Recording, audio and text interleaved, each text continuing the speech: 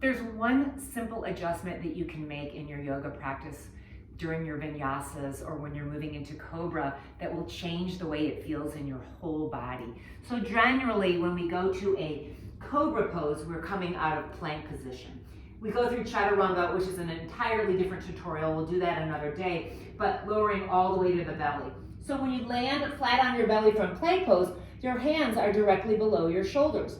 That is not where they're supposed to be for Cobra. If your hands are right below your shoulders, when you push into them, if you don't move them, then your shoulders are gonna hunch up by your ears. It's almost impossible to drop your shoulders down away from your ears when your hands are so far up on your body here. So once you lay flat on your belly coming from plank pose, move your hands back so your wrists are more below your elbows. They don't have to be directly below the elbows, but definitely not under your shoulders. So slide them back and turn the palms out just a little tiny bit so that when you activate your legs, pushing into the tops of your feet, widen open your fingers, and when you press your chest up off the ground, then it's easier to drag your elbows back, pull your chest forward, drop your elbows away from your ears, and lengthen your neck. So again, coming from plank pose, when you lower all the way down, adjust your hands, move them back, point your feet, pull your chest up. Just like any pose, every time you move into a pose, it's gonna have a different foundation.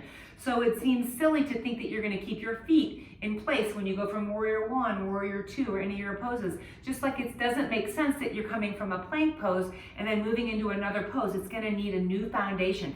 Slide your palms back. If you're gonna go from your belly to up dog, slide your palms back even more so, more than you would for Cobra. So as you pull yourself up, you start to slide your hips forward. So we're trying to stack our shoulders more over our hips.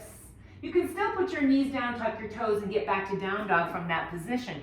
But think about where your hands are before you enter the pose so you can free up more space in your chest.